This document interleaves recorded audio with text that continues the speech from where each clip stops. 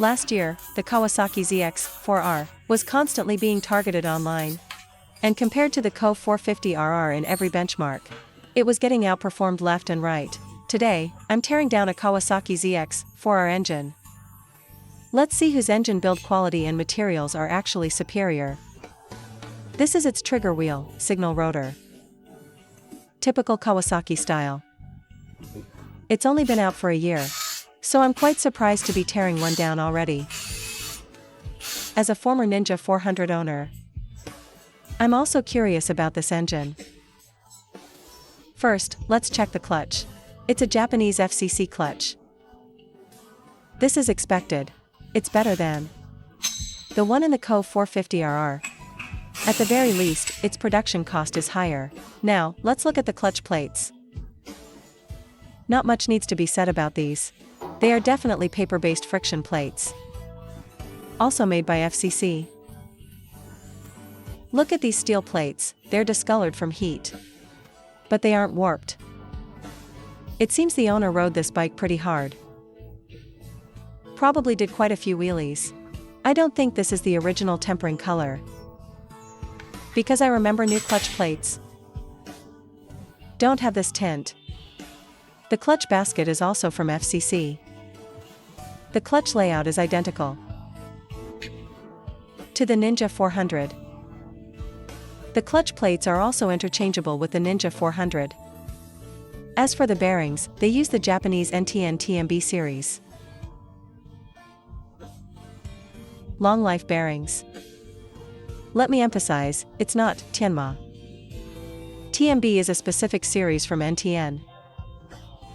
The ZX-4R has gone through 3 recalls that I know of. The first was for improper torque on the frame link bolts. The second was a spark plug issue, and the third was an oil leak issue. So, a reminder to domestic manufacturers. Having a recall is not something to be ashamed of.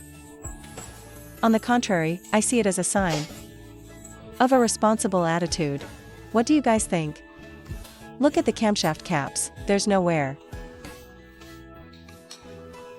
This one looks good too. The leftmost one has no issues either. Take a look at the camshafts. They are made of forged alloy steel. I hope they don't downgrade the specs later. The Ninja 400 started downgrading in 2023. They switched from forged alloy steel to cast iron camshafts. Of course, downgrades deserve criticism. Anyway, I've already sold my Ninja 400. So it doesn't matter much to me. I still hope they stop the price wars. Wouldn't it be better to use that money to give owners better components? It's better for the industry's development. Don't you agree? Check out the cylinder. It's an electroplated ceramic cylinder. All performance motorcycles use electroplated ceramic cylinders. When I tore down the Kove 450RR, it wasn't an electroplated ceramic cylinder. It had a cast iron sleeve. A lot of people tried to argue with me then. Let me shine a light so you can see. Isn't it beautiful? For cars, cast iron cylinders are the limit. He said steel cylinder, not steel sleeve. You see, in the motorcycle world, whenever it's a high-performance engine, it's 100% a ceramic cylinder. As of now, they all are. Now, let's look at the pistons. Kawasaki prefers high-silicon aluminum pistons. That's a hallmark of their pistons. They didn't use forged pistons here, unlike the newer Kawasaki ZX-6R or ZX-10R, which use forged pistons. Let's check the piston rings. They are from Riken. Remember last year when the Kove 450RR and Kawasaki ZX-4R and the ZX-4RR were released? Netizens were split into 2 camps. Those planning to buy the Kawasaki ZX-4R wouldn't even give the Kove 450RR a second glance. The others felt that buying a ZX-4R was just being a sucker. Paying over 70,000 renminbi for something like this. So, I'll let you guys be the judge of that again. Also, the QJMotor SRK 421 RS from the year before last was basically a replica of this engine. QJMotor kept the bore the same, but lengthened the stroke. To improve low-end torque, let's look at the oil pan. There's foreign debris inside. Debris in the oil pan is never a good sign.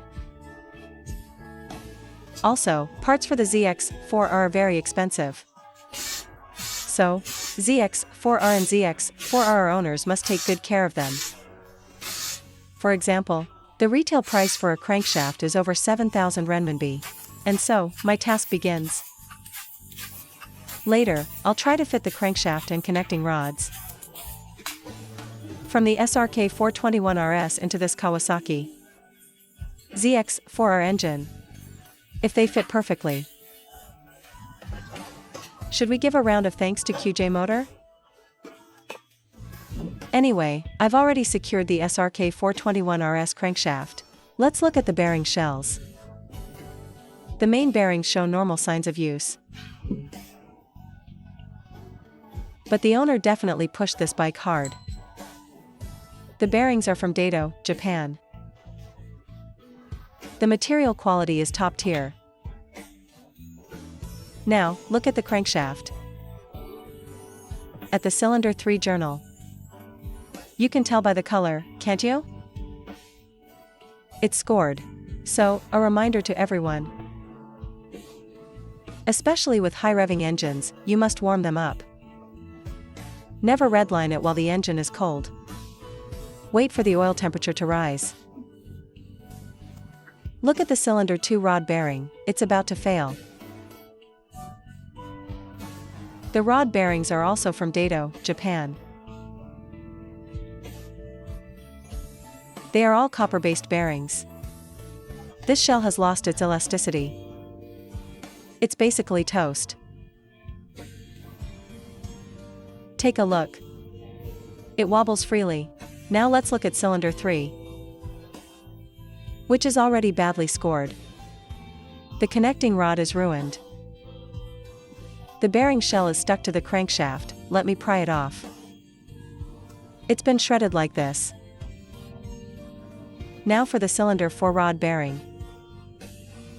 It doesn't look promising either.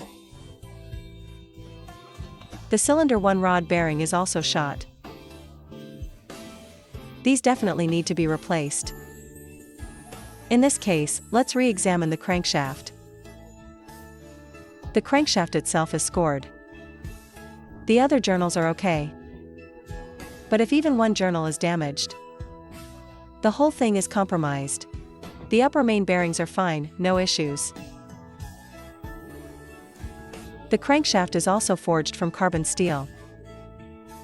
The timing chain is from Borg-Warner. Alright, how to fix this? I'll have to wait for the owner's confirmation.